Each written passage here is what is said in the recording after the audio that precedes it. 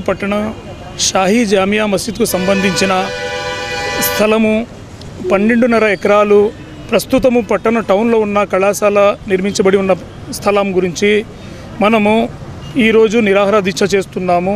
రేపు ఒక నిరసన ప్రదర్శన ర్యాలీ నిర్వహించదలుచుకున్నాము. ఇది మసీదు వక్ఫ్ బోర్డుకు సంబంధించిన స్థలము. ఇది అన్యాక్రాంతానికి గురవుతూ ఉంది. ప్రభుత్వము హై స్కూల్ సెక్షన్ కోసము, జూనియర్ కాలేజ్ కోసము ఇప్పటికీ 1 ఎకరా 35 సెంట్ల భూమిని తీసుకోవడం జరిగింది. పోతే 11 ఎకరాల భూమి ఇంకా మిగిలి ఉండాలి.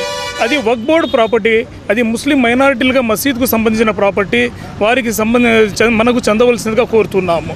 మిత్రులారా, అదే విధంగా ఇందులో మాకు న్యాయం జరగడం లేదు. ఆ మసీద్ ప్రాపర్టీ మీద కోర్టు స్టే కొనసాగుతూ ఉండగా ఆ ప్రాపర్టీని డెమాలిషన్ చేయడం జరిగింది.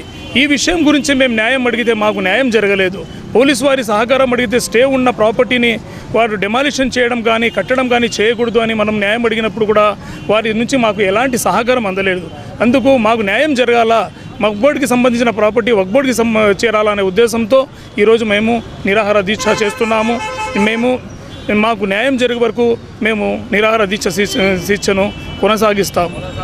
మిత్రులారా, ఇప్పుడు దురదృష్టకరమైన విషయం ఏమంటే, ఇప్పుడు ఎడ్యుకేషన్ వారి మీద, కలెక్టర్ వారి మీద, ప్రభుత్వం వారి మీద మసీదు వారు కేసు పోరాడుతున్నారు. ఇందులో ప్రతివాదిగా 4వ కాలంలో కలెక్టర్ వారు వస్తారు.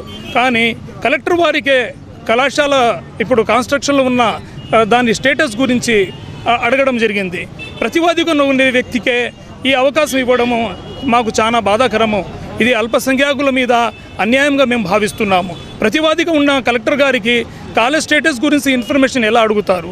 ఇది అన్యాయం కాదా? ఇతరుల స్వచ్ఛంద సంస్థలతో కానీ, మిగతా రిటైర్డ్ హైకోర్టు జడ్జిలతో కానీ వారు కాలేజ్ స్టేటస్ గురించి అడగాల. ఈ విషయంలో కూడా మాకు అన్యాయం జరుగుతూ ఉంది. దయచేసి మసీద్ కమిటీకి సంబంధించిన వక్ఫ్ ప్రాపర్టీ మా మసీదుకు చెందే విధంగా ప్రతి ఒక్కరు సహకరించవలసిందిగా కోరుతున్నాము.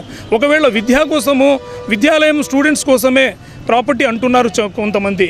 కానీ ప్రభుత్వ భూములు లేవా? 10 ఎకరాలు ప్రభుత్వ భూమి ఎక్కడ లేదా? చుట్టుపక్కల రాయచోటి ప్రాంతంలో మసీద్ భూమిని ఆక్రమించుకొని మీరు చేయాల్సిన అవసరం ఉండదా? ఇది ఎంత మాత్రం న్యాయం, ఎంత మాత్రం సమంజసము? ఎక్కడ 5-10 ఎకరాల భూమి లేదా ప్రభుత్వానికి రాయచోటి చుట్టుపక్కల? దయచేసి ప్రతి ఒక్కరు ఈ విషయంలో మాకు సహకరించండి. మసీద్ ప్రాపర్టీని కాపాడండి దయచేసి.